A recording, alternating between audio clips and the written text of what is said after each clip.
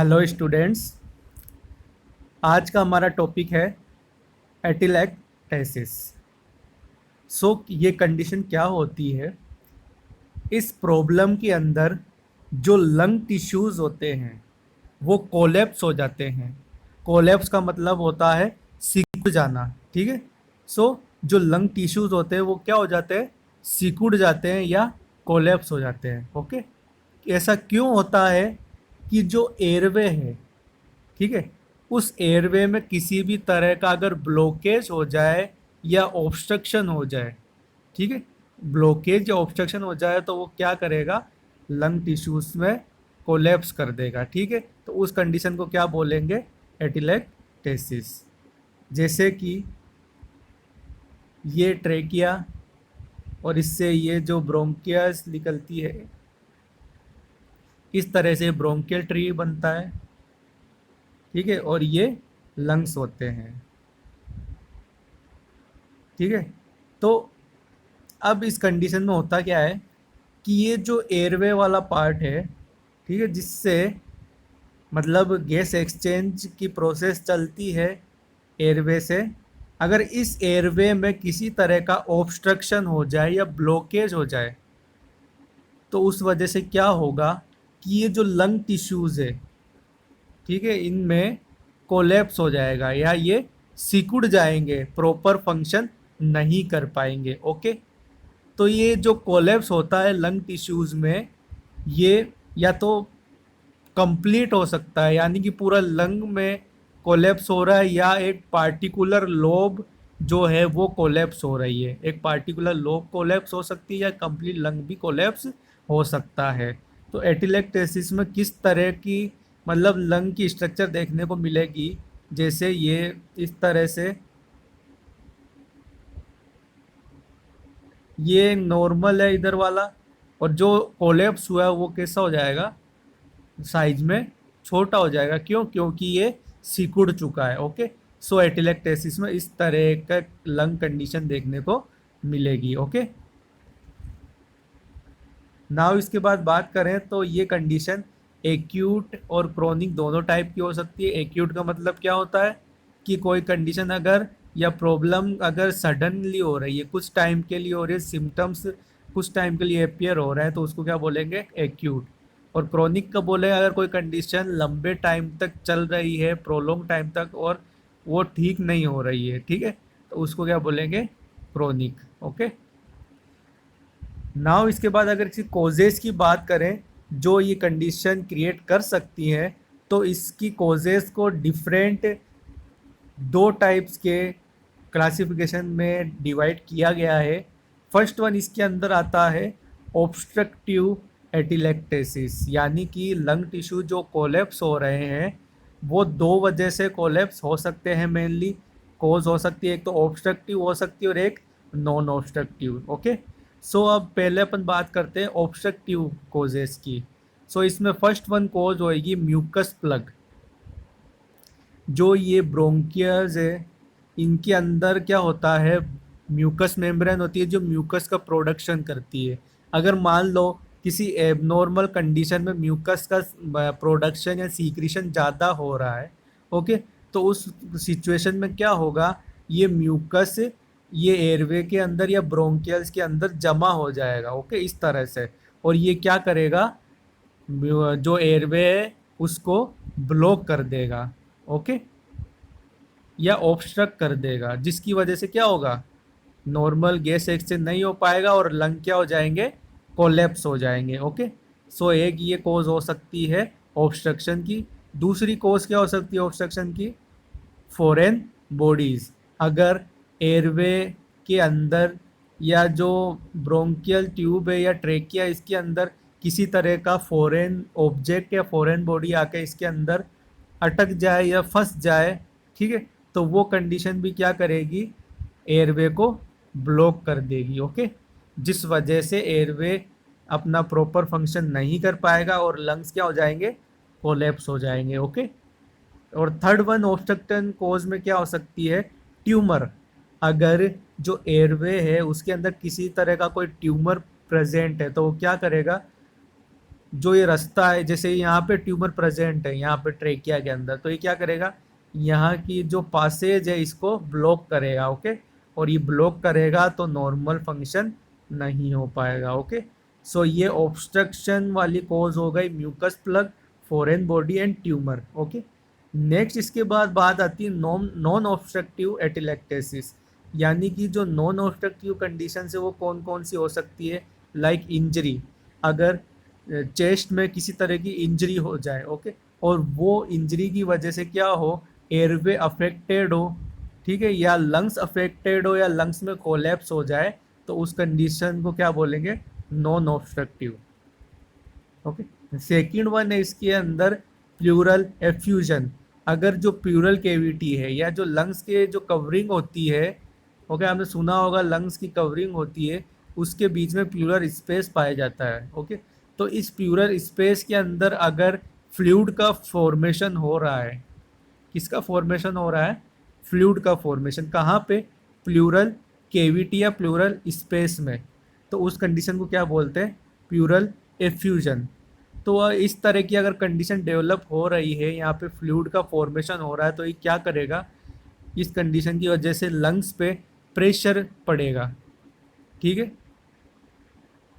इस वजह से लंग्स पे प्रेशर पड़ेगा और लंग्स के कोलैप्स होने के चांस बनेंगे। ओके, नेक्स्ट इसके बाद कॉज हो सकती है न्यूमोनिया। न्यूमोनिया क्या होता है, एक इन्फेक्शन होता है जिसके अंदर जो लंग्स होते हैं उनमें कंजेशन हो जाता है।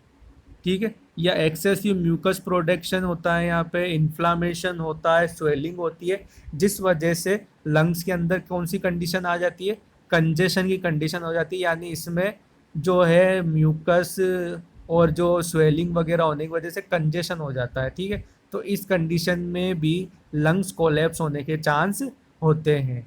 नेक्स्ट इसके बाद कॉज हो सकती है न्यूमोथोरेक्स। न्यूमोथोरेक्स क्या होता है, जो प्लूरल स्पेस होता है या जो प्लूरल कैविटी होती है उसके अंदर एयर का जमा हो जाना। ठीक है, अगर जो प्लूरल कैविटी उसके अंदर एयर एक्यूमुलेट हो रही है, एबनॉर्मली एयर एक्यूमुलेट हो रही है, तो उस कंडीशन को क्या बोलते हैं, न्यूमोथोरेक्स। फ्लूइड एक्यूमुलेट हो रहा है उसको क्या बोलेंगे, प्लूरल एफ्यूजन। ठीक है, तो ये दोनों ही कंडीशन क्या करेगी, लंग्स के ऊपर प्रेशर डालेगी। ओके, और अगर लंग्स पे प्रेशर पड़ेगा तो लंग्स के कोलैप्स होने के चांस होंगे। ओके, नेक्स्ट इसके बाद कॉज हो सकती है स्कारिंग ऑफ लंग टिश्यूज। इसमें क्या होता है, अगर लंग्स के अंदर स्कार का फॉर्मेशन हो जाए, ओके, तो उस वजह से क्या होगा, लंग्स नॉर्मली एक्सपेंड नहीं हो पाएंगे, एक्सपेंड नहीं होंगे तो उनमें कोलैप्स होने के चांस बन जाएंगे। ओके, सो ये दो टाइप की कॉजेज हो गई, obstructive and non obstructive. Obstructive cause क्या कर सकती हैं, जो मतलब एयरवे को ब्लॉक कर रही हैं, लाइक म्यूकस प्लग या म्यूकस फॉर्मेशन ज़्यादा हो रहा है, या फॉरेन बॉडी कोई अटकी हुई है एयरवे में, या ट्यूमर का फॉर्मेशन हो गया, तो ये कंडीशन क्या करेगी, एयरवे को ब्लॉक कर देगी। बट जो नॉन ऑब्स्ट्रक्टिव एटिलेक्टिस है ये ब्लॉक नहीं कर रही है, बट अदर अलग तरीके से मतलब लंग्स को अफेक्ट करे, लाइक इंजरी, अगर चेस्ट में किसी तरह की इंजरी हो जाए तो वो कॉज कर सकती है एटिलेक्टेसिस। प्लूरल एफ्यूजन, फ्लूइड का फॉर्मेशन हो जाए लंग्स में, या न्यूमोथोरेक्स यानी कि एयर भर जाए लंग्स कैविटी में, तो उस वजह से क्या होगा, लंग्स के ऊपर प्रेशर पड़ेगा और कोलैप्स होने के चांस होंगे। न्यूमोनिया में क्या होगा, इन्फ्लामेशन की वजह से कंजेशन हो जाएगा। Okay, so these are the causes of atelectasis. इसके कॉजेज के बाद बात करें रिस्क फैक्टर की, तो कुछ रिस्क फैक्टर भी हो सकते हैं जो ये कंडीशन कॉज कर सकते हैं, लाइक ओबेसिटी, यानी कि जो मोटापा होता है वो एक तरह की कॉज हो सकती है। अगर किसी तरह की रिसेंटली एब्डोमिनल या चेस्ट सर्जरी हुई है तो उस वजह से भी ये कंडीशन कॉज हो सकती है। जनरल एनेस्थीसिया अगर पर्सन को दिया गया है रिसेंटली, यानी जनरल एनेस्थीसिया में क्या होता है, पूरी बॉडी पैरालाइज हो जाती है, तो मान लो अगर पूरी बॉडी पैरालाइज हुई और उसकी वजह से अगर लंग्स की मसल भी पैरालाइज हो गई तो क्या होगा, लंग्स में कोलैप्स हो जाएगा। ओके, कुछ ऐसी मेडिसिन्स जो रेस्पिरेशन को डिक्रीज करती है, यानी कि कोई ऐसी मेडिसिन्स जो रेस्पिरेशन को कम कर रही है, रेस्पिरेट रेट को घटा रही है, तो वो मेडिसिन्स भी एटिलेक्टेसिस कॉज कर सकती है। इसके अलावा स्मोकिंग और प्री मेच्योर बर्थ भी कॉज हो सकती है, जो एटिलेक्टेसिस कॉज कर सकती है। ओके, देन इसके बाद बात करें साइन एंड सिम्टम्स की, तो इनके अंदर मेनली जो सिम्टम देखने को मिलेगा वो होगा डिस्निया या ब्रीथिंग डिफ़िकल्टी। दिखती सी बात है, अगर लंग्स कोलेप्स हो रहे हैं, सिकुड़ रहे हैं, तो पर्सन को सांस लेने में प्रॉब्लम होगी। क्यों होगी? क्योंकि उसको प्रॉपरली ऑक्सीजन नहीं मिल पा रही है। थर्ड सेकंड वन क्या होगा? कफिंग, पर्सन को बार बार खांसी आएगी। ठीक है, क्यों? क्योंकि म्यूकस का फॉर्मेशन अंदर ज़्यादा हो रहा है। ओके, नेक्स्ट इसके बाद क्या लक्षण देखने को मिलेगा?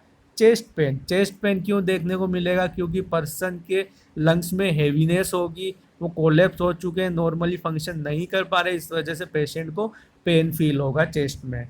उसके बाद सिम्टम देखने को मिल सकता है फीवर। अगर इन्फेक्शन की कंडीशन है तो पर्सन को फीवर भी हो सकता है। इसके अलावा क्या देखने को मिलेगा? Wheezing sound. पर्सन की अगर एयरवे में ऑब्स्ट्रक्शन है, नैरोविंग हो रखी है, म्यूकस का प्रोडक्शन हो रखा है, तो क्या होगा? पर्सन के विजिंग साउंड प्रोड्यूस होगा जब भी वो सांस लेगा। ओके, नेक्स्ट इसके बाद डायग्नोसिस की बात करें तो इसमें पर्सन की हिस्ट्री कलेक्ट करेंगे, present, past, medical history, family history. उसके बाद उसका फिजिकल एग्जामिनेशन करेंगे। फिजिकल एग्जामिनेशन में क्या देखेंगे? पेशेंट को जो है रेस्पिरेटरी रेट जो होगी पेशेंट की वो इंक्रीज रहेगी, वो जल्दी जल्दी सांस लेगा। क्यों? क्योंकि उसको प्रॉपरली ऑक्सीजन नहीं मिल पा रही है। ओके, नेक्स्ट इसके बाद स्पूटम कल्चर टेस्ट करेंगे, जिसमें क्या करेंगे? पेशेंट के स्पूटम को लेबोरेटरी में कल्चर कराएंगे, जिससे जो अगर ये किसी इन्फेक्शन की वजह से अगर कंडीशन कॉज हुई है तो उसका पता लग जाएगा। ओके, नेक्स्ट इसके बाद चेस्ट एक्सरे करेंगे, जिसमें लंग्स की जो कंडीशन है वो विजुलाइज हो जाएगी। अगर कोलेप्स हो रखे हैं तो वो दिख जाएंगे। ओके, या इसके अलावा सीटी स्कैन और एमआरआई भी कर सकते हैं। नेक्स्ट डायग्नोसिस के बात करें मैनेजमेंट की, तो जो इसका मैनेजमेंट होता है वो कॉजेज़ के ऊपर बेस रहता है, यानी कि इसकी कॉज क्या है। फॉर एग्ज़ाम्पल, अगर ट्यूमर की वजह से ये कंडीशन एराइज हुई है तो इसमें क्या करेंगे? उस ट्यूमर को रिमूव करेंगे। ओके, कैसे? या तो सर्जरी से, कीमोथेरेपी से एंड रेडियोथेरेपी से। ओके, नेक्स्ट इसके बाद अगर एयरवे में ऑब्स्ट्रक्शन किसी फॉरेन बॉडी की वजह से हो रहा है तो क्या करेंगे? फॉरेन बॉडी को रिमूव करेंगे। ओके, अगर एयरवे में किसी तरह कोई चीज़ फंसी हुई है तो उसको बाहर निकालेंगे। ओके, नेक्स्ट इसके बाद क्या करेंगे? पेशेंट को चेस्ट फिजियोथेरेपी के बारे में बताएंगे। इससे क्या होता है, ये चेस्ट फिजियोथेरेपी ये जो एक एक्सरसाइज की तरह होती है, जिससे क्या होगा? अगर पेशेंट ये एक्सरसाइज करेगा, फिजियोथेरेपी लेगा, तो क्या होगा? उसकी जो लंग्स की जो वर्किंग कंडीशन है वो इम्प्रूव होगी। ओके, नेक्स्ट इसके बाद क्या कर सकते हैं? पेशेंट को स्पायरोमीटर यूज़ करने के लिए बोलेंगे, या पेशेंट को बोलेंगे कि आप डीप ब्रीथिंग करें। डीप ब्रीथिंग का मतलब क्या होता है? गहरी सांस लेना। गहरी मतलब डीप ब्रीथ करना। ओके, या पेशेंट को बोलेंगे आप स्पायरोमीटर का यूज़ करो। ये क्या है? इनसे क्या रिजल्ट आएगा कि जो ब्रीथिंग मसल्स है उनकी टोन इम्प्रूव होगी। ओके, ये एक्सरसाइज करने से। नेक्स्ट इसके बाद बात करें तो पेशेंट को क्या देनी है? ऑक्सीजन थेरेपी देनी है। क्यों देनी है? डिस्निया को रिड्यूस करने के लिए, क्योंकि लंग्स अपना फंक्शन प्रॉपरली नहीं कर पा रहे हैं, तो ऑक्सीजन की कमी है पेशेंट की बॉडी में, तो उसको इम्प्रूव करने के लिए क्या देंगे? Oxygen therapy. ओके, नेक्स्ट इसके बाद अगर इन्फेक्शन की कंडीशन है तो एंटीबायोटिक्स दे सकते हैं। इसके अलावा और क्या मेडिकेशंस देंगे? एक तो देंगे ब्रोंकोडायलेटर्स। अगर जो ब्रोंकियल ट्यूब्स है, ठीक है, उनमें अगर ऑब्स्ट्रक्शन है या नैरोविंग हो रखी है इन्फ्लामेशन की वजह से, तो उनके लिए कौन सी ड्रग्स देंगे? ब्रोंकोडायलेटर्स। ये क्या करती है? ब्रोंक्यूल्स को डायलेट कर देती है। ओके, उसके बाद ड्रग्स देंगे म्यूकोलाइटिक्स। जिस म्यूकोलाइटिक्स ड्रग्स क्या करती है? जो म्यूकस का फॉर्मेशन हो रखा है या जो म्यूकस बन रखा है उसको तोड़ने का काम करती है। कौन सी ड्रग्स? म्यूकोलाइटिक्स। ओके, सो ये एटिलेक्टेसिस की कंडीशन हो गई है। अगर आपको इसमें कोई भी प्रॉब्लम हो तो आप मुझे पूछ लीजिए। Thank you.